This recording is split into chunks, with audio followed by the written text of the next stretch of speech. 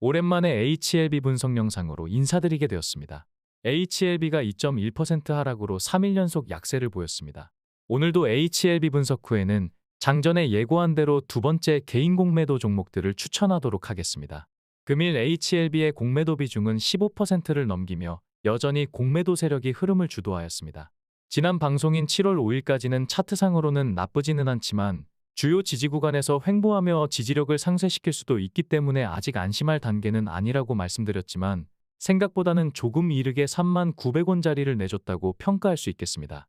39,000원짜리는 너무나 뻔하게 드러나는 강력 지지 구간이었기 때문에 많은 단타 물량 또한 해당 구간을 공략했을 것으로 추정할 수 있겠습니다. 39,000원에서 29,100원 사이에 형성된 갭이 완전히 닫힐 때까지 지지력이 유지된다고 보는 것이 통계적 유의성이 있는 차트 이론입니다. 39,000원에서 지속적으로 접전을 벌였다는 것에서 확인할 수 있듯이 주요 지지 구간은 한 번에 뚫기는 어렵기 때문에 29,100원까지 하락한다면 해당 구간 또한 반발 매수세로 인한 단기 반등세가 나올 것으로 예상할 수 있습니다. 출량파는 39,000원과 29,100원 사이의 지지력을 기대하고 공개 추천으로 해당 구간에서 추가 대응을 권장하였는데 본 방송을 시청하시는 여러분들도 39,000원이나 29,100원 같은 자리는 결과적으로 약세로 전환되는 한이 있더라도 손실 대비 기대 수익의 편차가 크기 때문에 적극적으로 공략하는 것이 통계에 순응하는 효율적인 대응이라고 할 수 있겠습니다. 물론 지수를 예측하는 것은 신의 영역이고 HLB같이 대표적인 세력주의 주가 향방을 예측하는 것은 무의미할 수 있습니다. 그러나 그동안 출량파가 제시한 지지나 저항 구간에서 상당히 높은 확률로 반등이나 반락이 있었다는 것에서 확인할 수 있듯이 주요 지지선에서 발생하는 투심의 증폭은 세력들도 부담스러울 수밖에 없을 것입니다. 자주 말씀드렸기 때문에 다들 아시겠지만 HLB 리보세라닙의 간암 1차 신청서를 제출한 것은 5월 17일입니다. 사측에서 공식적으로 공지하지는 않았지만 신약 허가를 신청하면 우선심사 신청을 같이 하겠다고 언급했었기 때문에 당연히 우선심사를 신청했을 것입니다. 여기에서 시중에 조금 잘못 알려진 게 있는데 우선심사를 신청해야만 FDA가 우선심사 여부를 결정한다고 알고 있는 분들이 많은데 이는 사실과 조금 다르다고 할 수 있습니다. FDA는 신약 승인을 신청한 모든 약물에 대해 기본적인 옵션으로 우선심사 여부를 검토하기 때문입니다.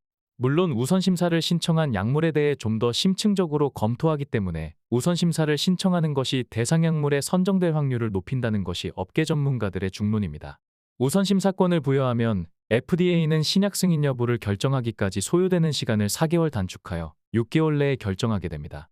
신약 허가를 위해 꼭 넘어서야 할 관문은 아니지만 우선심사권을 확보하게 되면 승인될 확률이 상당히 높아지기 때문에 중요한 분수령이 될 것입니다. FDA가 우선심사권을 부여하게 되면 인적 자원과 물적 자원을 최대한 동원해서 집중적으로 신약 허가 여부를 심사하게 됩니다. 우선심사권이 부여된 약물 중에는 1개월 이내에 신약이 허가된 경우도 있었기 때문에 우선심사를 통과하면 예상보다 훨씬 빠른 시간 안에 신약 승인이 완료될 수도 있습니다. 리보세라닙과 캄넬리주맙 병용요법도 이론적으로는 우선심사를 통과하고 나서 1개월 안에 신약 승인이 나는 것이 불가능할 이유는 없을 것입니다. 다시 말해서 8월 안에도 신약 승인이 날 가능성을 완전히 배제할 수는 없기 때문에 공매도 세력들의 도발적 공세는 우선심사 결정일이 다가올수록 포지션에 변화가 생길 가능성이 크다고 할 수 있겠습니다. 우선심사 대상에 선정되는 요소에는 새로운 치료 방법을 제공하거나 심각한 질환을 치료하는 잠재적 장점이 있다거나 기존 치료법에 비해 우수한 효능이나 안전성이 있다거나 환자들의 의료 옵션 확장에 도움이 되는가 등 총 4가지 조건이 있습니다.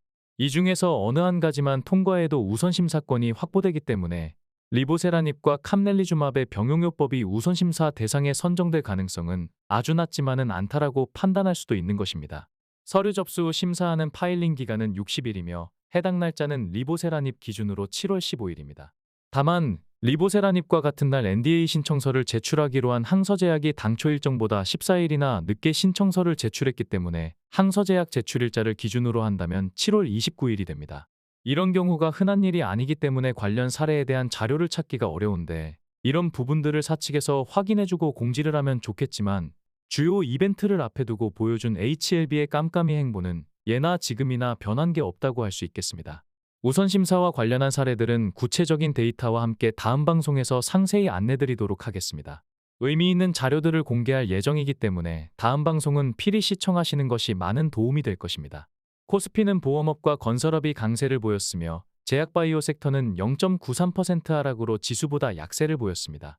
코스닥은 인터넷과 음식 담배가 강세를 보였으며 제약바이오 섹터는 1.91% 하락으로 역시나 지수보다 약세를 보이며 섹터 최하위권에 머물렀습니다. 최근 코스닥 지수는 횡보를 하고 있지만 제약바이오주가 약세를 보이면서 HLB의 낙폭도 확대되고 있는데 연준 금리 이슈는 우리 시간 수요일 밤에 공개되는 소비자 물가 지수와 다음날 발표되는 생산자 물가 지수를 기점으로 변곡이 생길 가능성이 크며 7월 26일 발표되는 미국 금리 결정은 제약바이오를 포함한 금리 소외주들의 본격적 반등의 트리거로 활용될 가능성이 크다고 할 수 있습니다. 코스피는 개인이 매수했지만 기관과 외국인이 동반 매수세를 보였으며 코스닥 또한 기관과 외국인의 매물을 개인이 받아준 모습입니다. 외국인은 현물에서는 매도를 하였지만 선물 시장에서는 6,500계약을 순매수하며 비교적 긍정적인 포지션을 취했다는 것을 확인할 수 있겠습니다. 금일 HLB 수급은 기관과 개인의 매도 물량을 외국인이 받아준 모습입니다. 최근 1개월 수급을 합산하면 외국인은 99만 주를 순매도하였고 기관은 60만 주를 순매도하였으며 반면 개인은 166만 주를 순매수하였습니다. 금일 거래 금액에서 차지한 공매도 비중은 15.47%로 전일보다는 소폭 감소했지만 여전히 공세적인 모습이라는 것을 확인할 수 있습니다. 금일 대차 잔고는 4,865억 원으로 6월 5일 단기 고점을 찍고 추세적으로 감소하는 모습입니다. 7월 6일 기준 공매도 잔고는 625만 주로 7월 3일 고점을 찍고 역시나 감소하는 분위기입니다. 얼마 전 방송에서 역사적으로 HLB 공매도 물량이 어떻게 활용되었는지를 검증해드렸는데 과도하게 쌓아놓은 공매도 잔고는 결국 HLB 대상승의 자양분으로 활용되게 될 것입니다. 지금부터는 장전에 예고한 대로 개인 공매도 종목을 추가로 추천하겠습니다. 이전 방송에서 상세하게 안내드렸지만 출량파의 매도 타점은 너무나 정교하기 때문에 출량파 매도 타점을 개인 공매도에 활용한다면 무조건 수익이 날 수밖에 없습니다. 무조건이라는 말은 단어 자체의 무게감이나 그에 따른 책임감 또한 크다는 것을 알면서도 출량파가 무조건 수익이 납니다 라고 지속적으로 강조드리고 있는데 그 이유는 공개 추천 종목이나 멤버십 추천 종목을 통해서 출량파 매도 타점을 너무나 많이 검증했었기 때문에 그만큼 개인 공매도의 성공 가능성 또한 확신하기 때문입니다.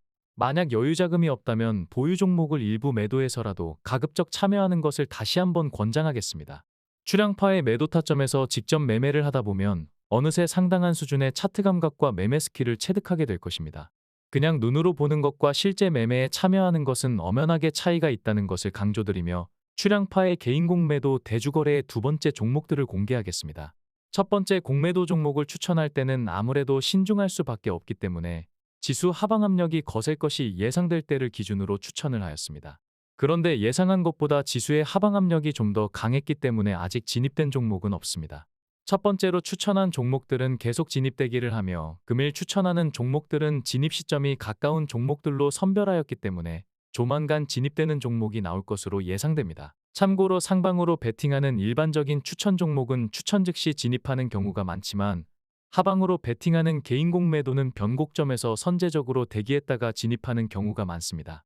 이러한 이유로 다수 종목의 진입가를 일시에 공개하는 것이며 해당 종목들이 제시한 가격에 도달하게 되면 개별적으로 진입하면 되겠습니다. 빠른 회전을 위해서 1차 익절은 진입가 대비 7% 수익이 났을 때 진입 비중의 50%를 익절하는 것으로 결정했습니다. 최종 익절가는 진입 당시의 시황과 차트를 분석해서 별도로 안내드릴 예정입니다. 개인 공매도 매매 방법을 모르신다면 7월 3일에 업로드한 영상을 참고하시면 쉽게 따라하실 수 있을 것입니다. 종목을 매매하기에 앞서 개인 공매도 매매 가이드를 확인하시기 바랍니다. 잠시 화면을 정지하시고 꼼꼼하게 읽어보실 것을 권장하겠습니다. 얼마 전에 4월 중반까지 익절한 종목들의 매도 타점을 공개했었는데 당시 영상을 보신 분들은 아시겠지만 출량파의 목표가는 한 번에 넘어서기 힘들다는 것을 확인하셨을 것입니다. 지금부터는 지난 방송에서 공개했었던 출량파 매도 타점을 다시 한번 공개하겠습니다. 매도 타점이 정교한 종목들만 별도로 선별한 것이 아니라 4월 이후 추천한 종목 중에서 10% 이상 익절한 모든 종목의 매도 타점이라는 것을 말씀드리겠습니다.